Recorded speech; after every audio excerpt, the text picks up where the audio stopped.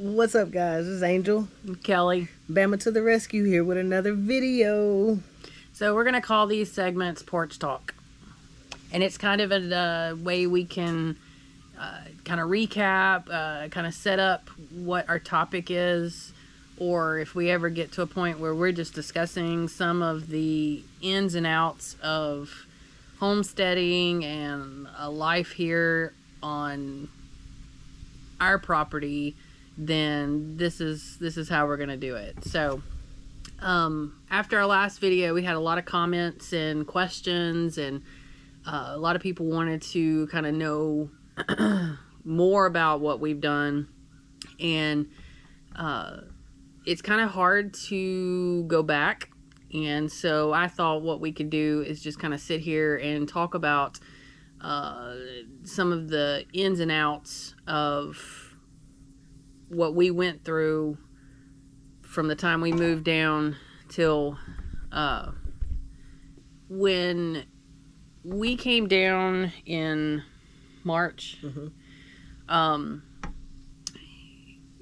initial plan, or at least my plan, was that we needed to at least wait a year. Let's take the first year and get to know our property. Get everything situated in the house, get everything organized, get a plan together, and just really just to get our game plan to go forth. And so my plan again was to give us a year. Let's get our game plan together. Let's learn the land. Let's see what our property has in store for us and learn what we can, because even though we had done some backyard gardening in Tennessee, it was very small scale compared to what we were going to be able to do, what we had the opportunity to do here. And so one of us is very much a planner. One of us is not a planner. Y'all figure that out. And so we get here, we kind of, let's do that. Let's, we collectively said, we're gonna plan this out. And then a bug bit one of us. I think both of us, actually. It was contagious. And just we jumped in both feet. Yeah, both feet head first, however we could jump in. We wanted to get a garden going. I wonder sometimes if it wasn't because of my family who's here also. They already had their garden going. My sister had done a lot of seeding. She had seeded. She'd done the seed prep, and was going from seed to garden. We were kind of behind that coming in March, so we had to kind of jump ahead to the plants and go from plant to garden. And so we jumped in. We did the beds that you've seen pictures of, and we're kind of learning as we go. We planted herbs. We got the beds going. We planted the vegetables. And we just all kinds of ideas. At a certain point, I had to kind of corral Angel into at least let's just make a list of everything we're gonna do and go one thing at a time, because we were bouncing all over the place. Just throwing it out there, our garden was extremely successful. Considering how we went into, yes, we had some success from it. I think for me, I became overwhelmed with how successful it was. I felt like we could never pick the vegetables fast enough and do something with them fast enough. And it just overwhelmed me personally. It was very overwhelming because where I don't know if we realized the magnitude of how much plants can produce when you have good conditions. And so, like our zucchini, we had eight plants in one bed.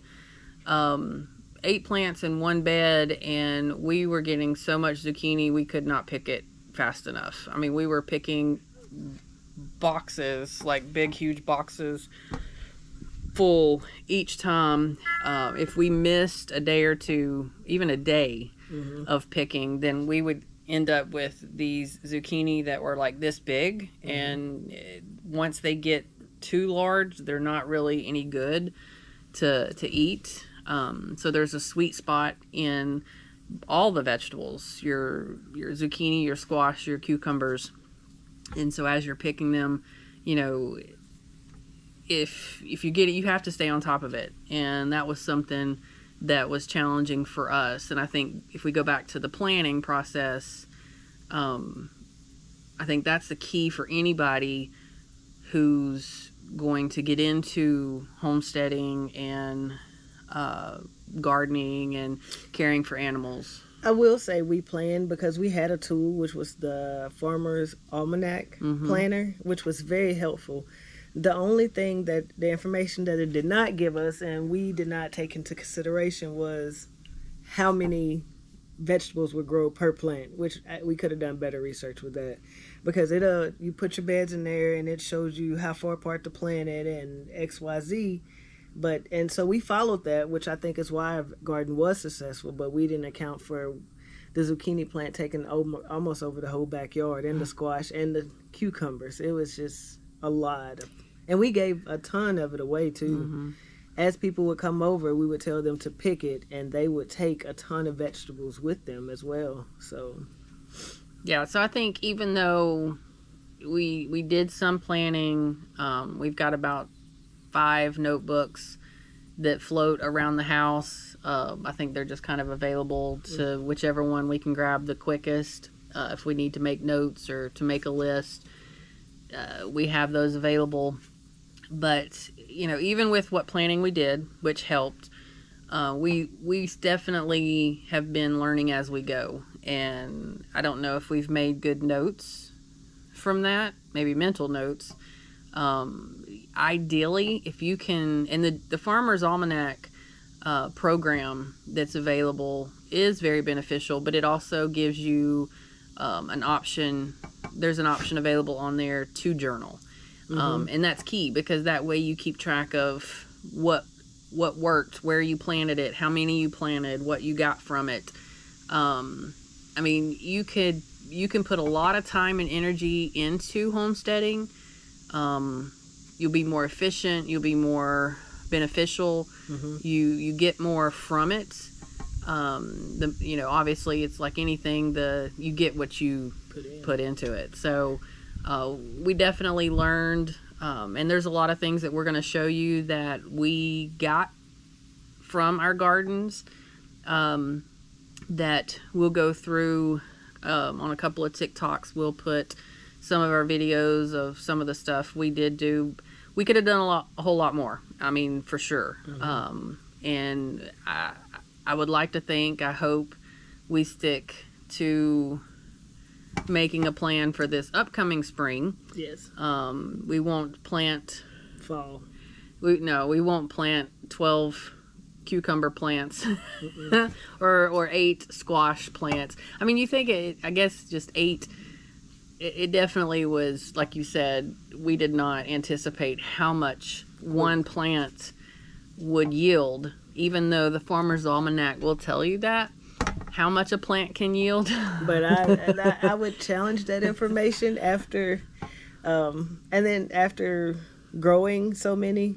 And I guess, too, something else that we're going to do next year is we're going to grow our zucchini and our cucumber up instead of letting them vine out. And I think that will make a difference as well. Yeah, there's things that we've learned. There's a lot of YouTubers out there, a lot of other people who are ahead of us in their journey, and that's key. Kind of why we're making these videos is because we wouldn't have learned what we had without reaching out to the community. And your community can be family, it can be in your literal community, because our co-op for this area, you can go there for information, you can go there for supplies. But then there's a lot of people across the country who are homesteading, and they're posting their videos. So go check them out. Compare, do your own research. Everything we show you is just our experience. This is what we did. This is what we've learned. And we'll both agree that there's so much more we could learn, or we continue to learn. But we'll go into that today. I think you said you wanted to talk about herbs today. Yeah. And also something else that we notice is that a lot of people don't talk about the fails. They just show you the good, and we've had our share of fails. So that's something else that you'll see from us, and then we'll kind of show you how we were able to backtrack and fix it.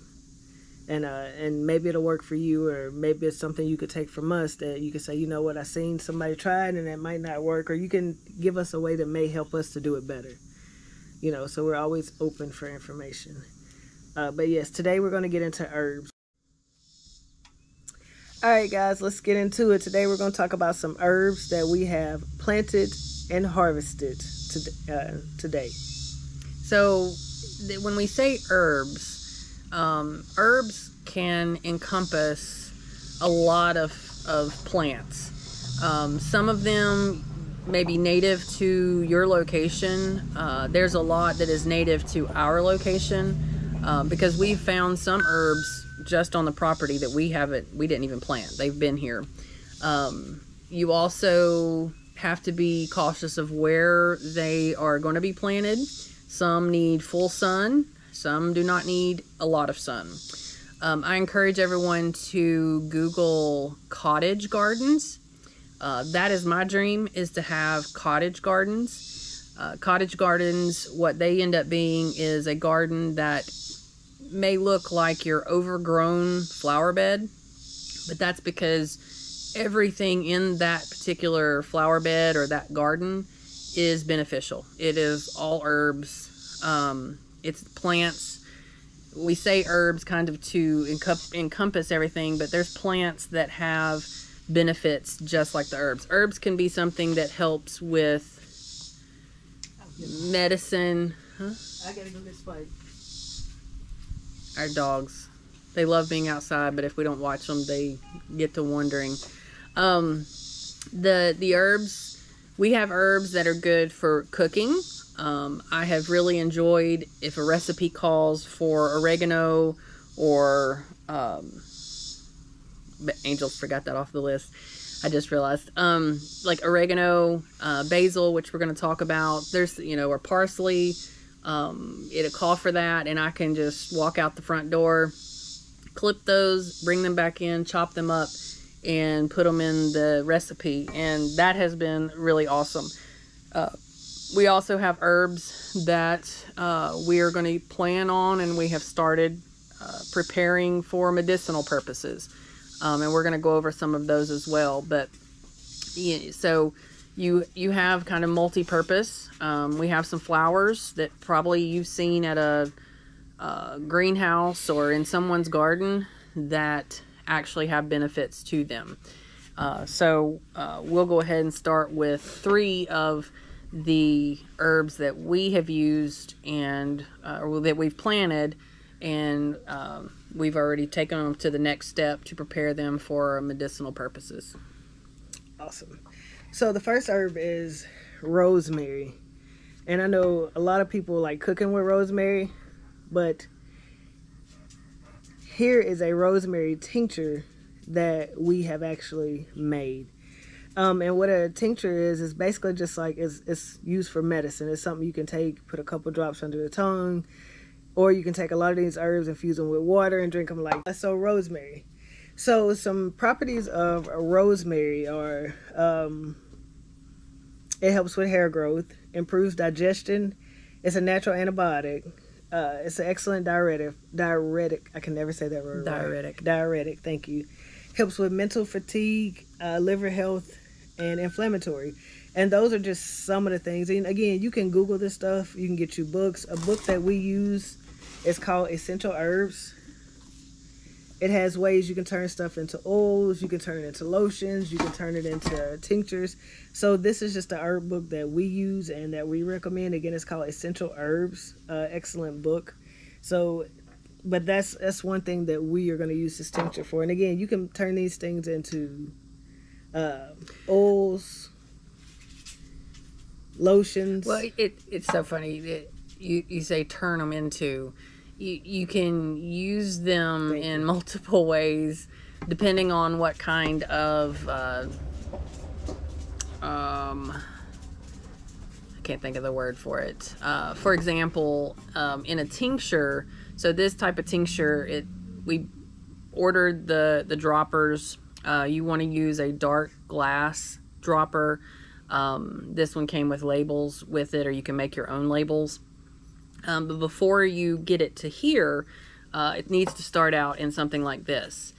This is our basil, but each of the rosemary and the lemon balm we cut them fresh, wash them, clean them gently. Sterilize the jars. Yeah, stir just like you're canning. But we put them in the jars. You just pack them in here. Then you can do at least 100 proof. 100 proof. It has to be at least 100 proof vodka. 80 proof. At least 80 proof. At least 80 proof. I thought it was a different number. At least 80 proof. We used 100 proof. 100 proof, the higher the proof, the better. But you fill it up to the top so that all the leaves are in the liquid. If you do not want to use alcohol, you can use apple cider vinegar. Will serve the same purpose, and what that does is it pulls the nutrients, it pulls the benefit, the vitamin, or just the nutrients that are in that plant, it pulls them out into the liquid. It has to sit in a cool, dark place for 6 to 8 weeks on average. Each plant is going to be a different setting, so you have to kind of research each plant to make sure you are leaving it for the time frame. You can leave it in there longer. I mean, it minimum is 6 to 8 weeks. But you can, the longer, the better, the more that it's going to pull those nutrients. And so just as you think about it, we have ours in our pantry.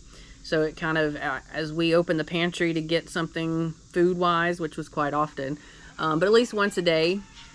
If it's every other day, if it's every couple of days, that's fine. But it does need to be shaken, kind of moved around to get that taken care of. So you leave that sitting. After that has set for the allotted time frame, then you have to strain it, and your liquid that you get off of it, you put into the droppers. Now, ideally, something like the rosemary, 2 to 3 drops. You would take it. Is it once a day, twice a day? Up to 3 times a day. Yeah, you could take it up to 3 times a day for maximum benefit. Is that the rosemary? So that's your oil. This is the oil. Okay. And then talk about the oil. So another thing that you could do with the rosemary. Rosemary is also really good for hair growth. So you can turn it into like a oil, a rosemary oil that you can use on your skin. So this is olive oil and rosemary. This actually does not sit in a cool, dark place. This has to sit in a place that gets a lot of sun. So this is where you want to sit. It sits for 30 days.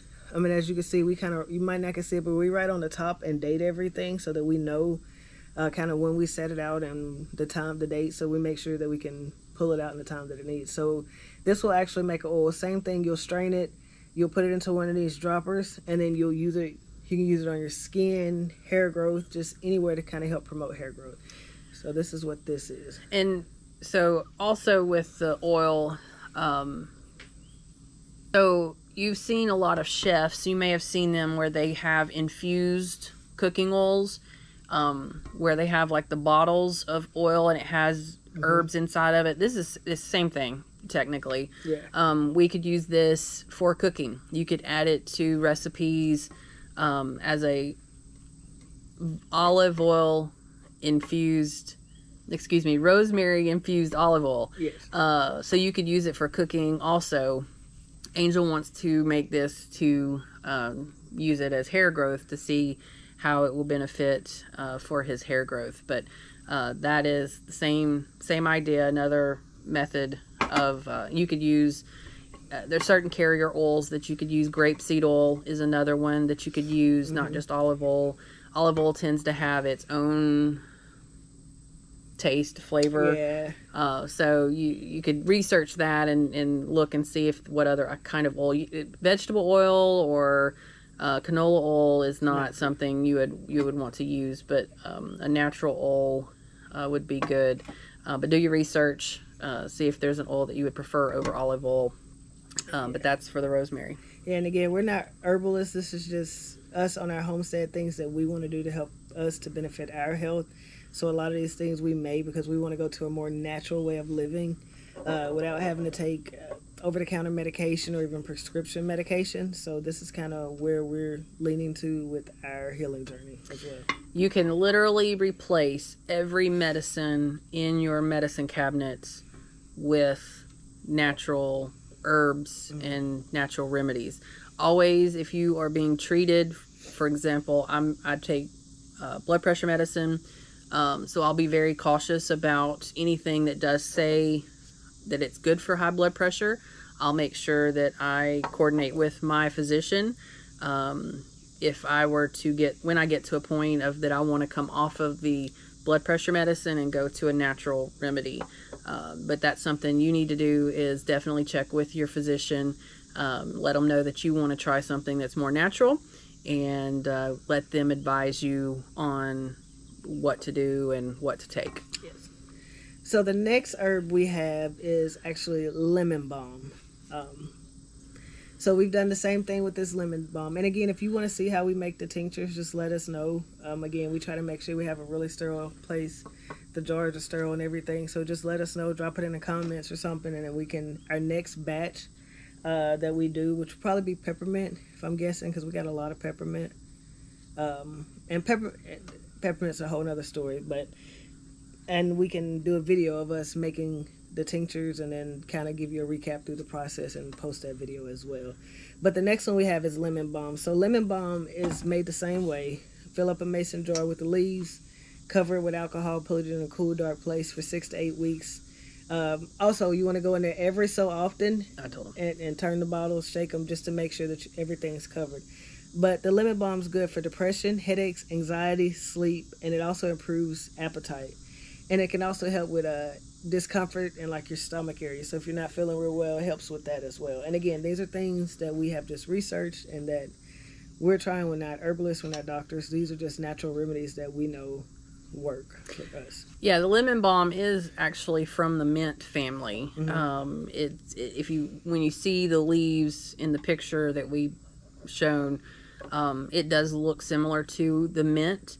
Also, we could have mentioned with the rosemary and with most any of these herbs we talk about, not only can we do the tinctures or the oil, you can use it as a tea. Mm-hmm. It can be dried out and used in a tea. It could also be used fresh, straight from the garden, steeped and drank as a tea. And you'll get you'll get a lot of the benefits. With the rosemary, we didn't talk about the you can dry it just like you buy the rosemary to use in a recipe. You can dry it and use it in a recipe as well. Yep. So, and that's like pretty much any herb, really, you can. So that's our lemon balm tincture. That's what we're using it for, and that's kind of where we're going with it. And then our last herb that we have harvested and that we're working on, and it's 731. So this one actually will go in a dropper in about 2 weeks, 2 to 3 weeks, 3 weeks, because we like to let it sit the 8 weeks. So in 3 weeks, this will go into a dropper. Is the basil. So we have the basil leaves. We've washed them, cleaned them, filled it up to the top, took 100 proof, and filled the jar up, and we closed this jar. And it's been sitting in a cool, dark place since July 31st. So, but what it's good for, it's a natural insect repellent.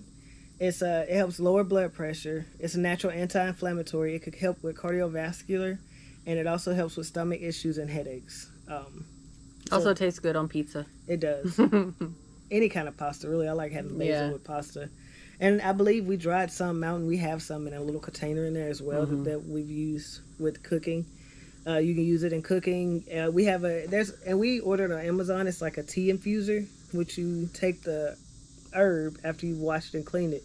You put it in there. You add the water. I actually got that at Walmart. You got it at Walmart. You put it in there. You take the water, and it makes the tea for you. You just pour it in a cup. Add you whatever you want to add, sweetener, honey, to make it taste better. So yeah, so that's next one is our basil, and it's in the works. And that one's kind of important because this is the one for the high blood pressure and things of that nature. So I'm not sure what's in our soil, but basil absolutely loves our soil. We also planted basil because it is a plant that helps with pest control in your garden. So the scent of basil can ward off certain pests, deer, certain animals, squirrels. Yeah, they don't like the smell of basil. So we planted basil in the gardens or in our raised flower beds. For that, I mean, that was the main reason. We wanted to have it handy for recipes and stuff, but we mainly planted it in our raised beds for pest control. Now, these basil plants, and maybe we can add a picture, they took over our gardens. I could not keep up with keeping it clipped back. I took my mom, it was like 3 Walmart bags full. I think she said it made a half a gallon. She dried it in a dehydrator and put it when she... Alright guys, just kind of finishing up where we left off yesterday with the basil. So we're going to show you 2 different types of basil.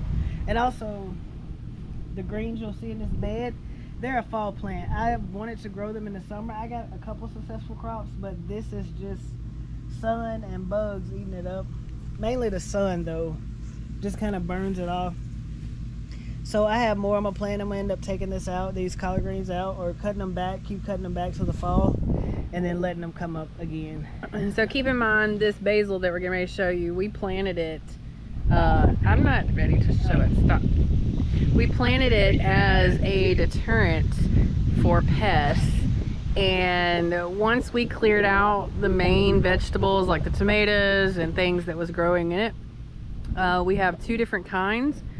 We have an African blue, and then we have just a regular basil, or probably what most people refer to as a sweet basil.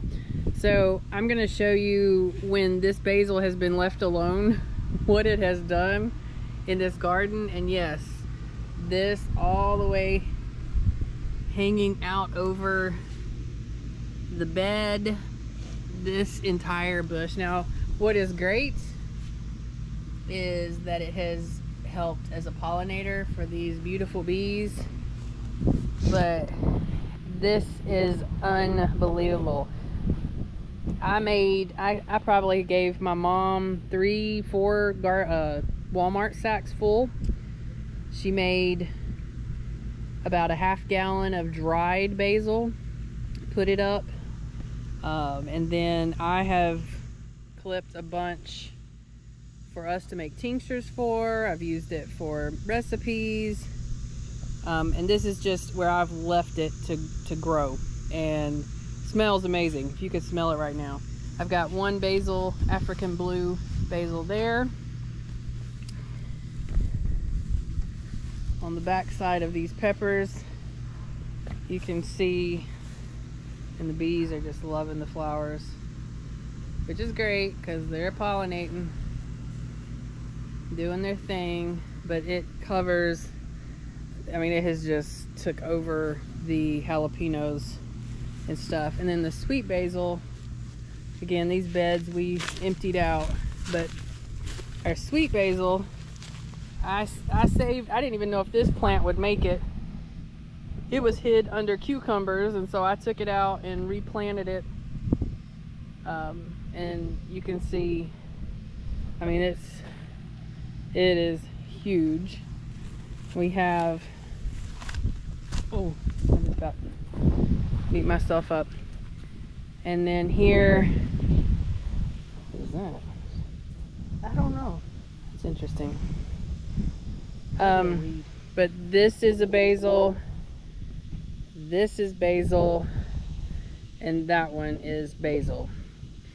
And then this is kale, and again with the kale, it is also another fall plant, and as you can see, the sun is almost killing it as well. And we had spinach coming up as well. which again is another fall plant. So we're gonna get out here soon and we'll do another video of us kind of cleaning out these beds and taking care of them. Right now we're kind of in a Basil and basil. and then also while And a bunch of weeds. yeah, while we're out here, this plant is also another deer squirrel deterrent. Marigolds. Oh, the marigolds, yeah.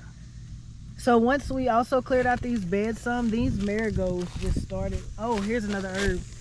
These marigolds just started to This right here is oregano, yes. and it just kind of grows out along the. This over here is some oregano, and there you can see our marigolds. I mean, we just bought the little pint plants, like a one marigold plant that you get at the garden centers.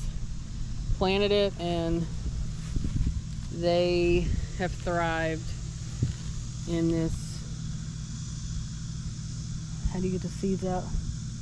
When they start closing up. Like this? Yeah. So, and if you want to know, for next year, we could save these seeds. These are actually marigold seeds, and pot them when we start potting our vegetables, and we wouldn't have to buy marigold again. And what she did was pretty much just pull it at the end down here. Yeah. And open that up. Just once the blooms will, after they've done their thing, they will close up, and as it dries out, you just pick it. We got some, look at those over there.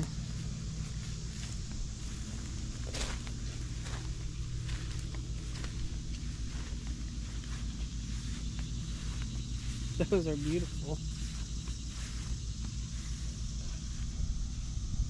Some people don't like the smell of marigolds, but that's the point, because the marigolds ward off certain animals, certain pests. Mainly squirrel and deer.